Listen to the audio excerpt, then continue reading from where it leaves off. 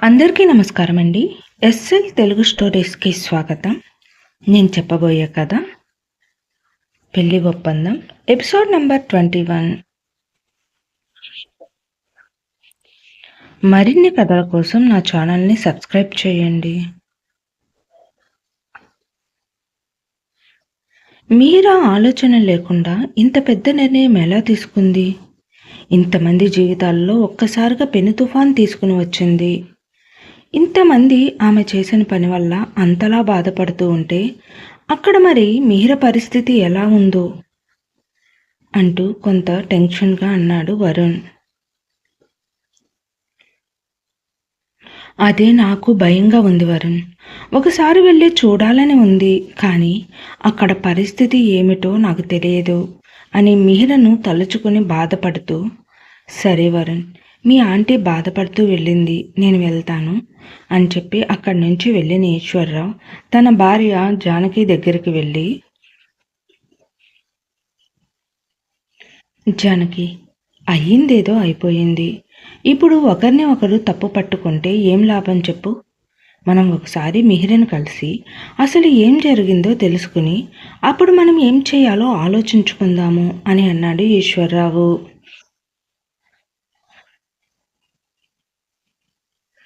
ఆలోచించడానికి ఏమీ లేదండి, నేను ఒక నిర్ణయం తీసేసుకున్నాను అని ఖచ్చితంగా అంది జానకి. ఏంటి నువ్వు తీసుకున్న ఆ నిర్ణయం?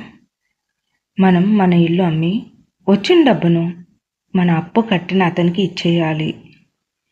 ఎవరి రుణం ఊరికే తీసుకోకూడదు అని అంది జానకి. మరి అతని డబ్బును అతనికి ఇస్తే అతను మన మిహిరను మనతో పంపించేస్తాడా జానకి అని కూతురు మీద ప్రేమతో అన్నాడు ఈశ్వర్రావు. ఏమో, అది నాకు తెలియదు. నేను అయితే మాత్రం ఎవరి డబ్బును తీసుకోను. ముందు మన ఇంటిని అమ్మడానికి బేరం పెట్టండి. ఎవరి దయాదాక్షిణ్యం త్యాగ ఫలితం మనకు అవసరం లేదు అని అంది జానకి.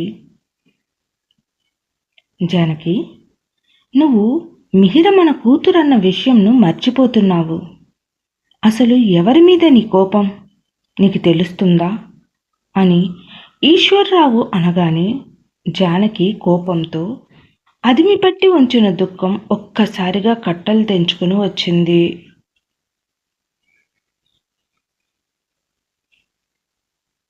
నా కూతురు ఎందుకండి ఇలాంటి పని చేసింది?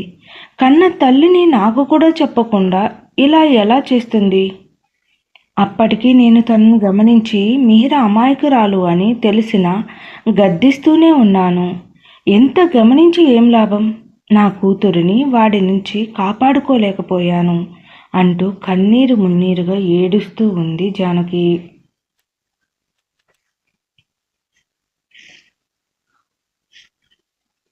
మిహిరా, నేను నీకు ఫోన్లో ఒక మాట చెప్పాను, నీకు గుర్తు ఉందా అని అన్నాడు రాహుల్. అది ఏమిటో గుర్తురాక, ఏంటి సార్ అది అంది మిహిరా. నేను నిన్ను బాగా చూసుకుంటాను అని చెప్పాను కదా. అవును సార్, చెప్పారు. అమ్మయ్య, గుర్తుకు వచ్చిందా? ఎక్కడ నువ్వు ఆ మాట మర్చిపోయావో అని అనుకున్నాను. నాకు గుర్తు ఉంది, చెప్పండి సార్ అంది మిహిరా. చూడు మిహిరా, నాకు ఆడవాళ్ళంటే అస్సలు ఇష్టం ఉండదు.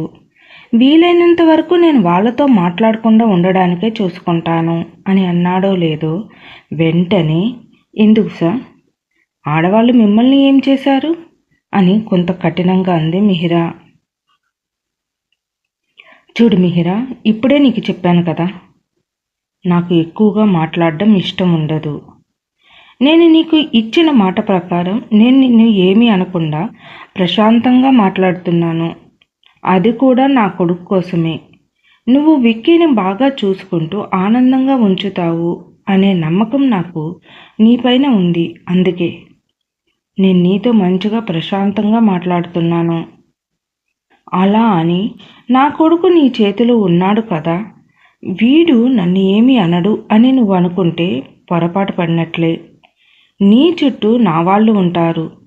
ఇంకా చెప్పాలంటే అడుగు అడుగునా నా కెమెరాలు నిన్ను నాకు చూపిస్తాయి అని సీరియస్ వార్నింగ్లా చెప్పిన రాహుల్, ఫనీ అని ఆ ఇంట్లో పనిచేసి అతన్ని పిలిచాడు.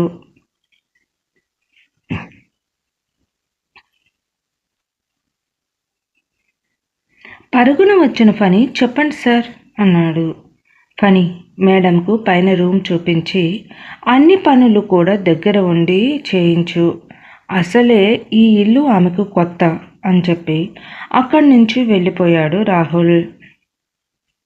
ఏంటి ఇతను రోజుకు ఒక బాంబు పేలుస్తున్నాడు, ఇప్పుడు ఇతనిని ఆడవాళ్ళు ఏం చేశారో అనుకుంటూ అసలు ఇతని భార్య ఏమైంది, ఎక్కడ ఉంది, ఆమెది ఇంట్లో ఒక్క ఫోటో కూడా లేదేంటి అని తన ప్రశ్నల ఆలోచనలతో పోటీ పడుతూ సతమతమవుతున్న మిహిరను మేడం అని పిలిచాడు ఫణి.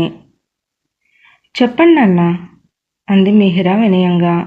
మేడం, నన్ను అన్నా అని పిలిచినందుకు చాలా ఆనందంగా ఉంది, కానీ మీరు అలా పిలవడం మన సార్కు నచ్చదు, అందుకని దయచేసి అలా పిలవకండి అన్నాడు ఫణి. ఎందుకని? అలా పిలిస్తే ఆయనకి ఏమవుతుంది? ఇంకా ఆయనకు ఆడవాళ్ళంటే కూడా ఇష్టం లేదని చెప్పారు, ఎందుకు? నాకు అంతా కన్ఫ్యూజ్గా ఉంది.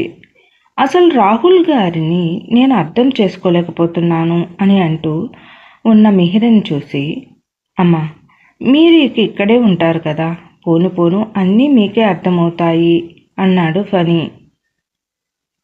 మిహిరకు అక్కడ ప్రతిదీ ఒక పజిల్ లాగానే ఉంది.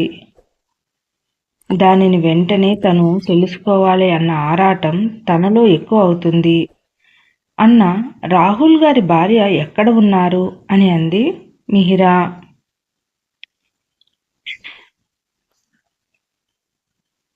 ఏ సమాధానం చెప్పకుండా మిహిర వైపు చూస్తున్నాడు ఫణి. అక్కడే అంటే అన్నా విక్కీ వాళ్ళ అమ్మగారి గురించి అడుగుతున్నాను అని అంది మిహిర.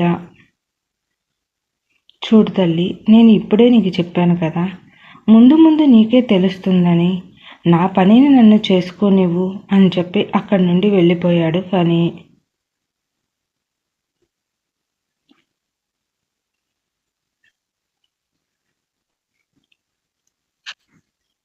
ఇక మిహిర ముందు ముందు రాహుల్ గురించి ఏం తెలుసుకుంటుంది? కూతురు గురించి నిజం తెలిసిన ఈశ్వర్రావు మీర కోసం ఏం చేస్తాడు? ఇక ఇదంతా మనం తరువాయి భాగంలో చూద్దాము. నా కథ నచ్చినట్లయితే దయచేసి సబ్స్క్రైబ్ చేసి, లైక్ చేసి, షేర్ చేయండి. Thank you.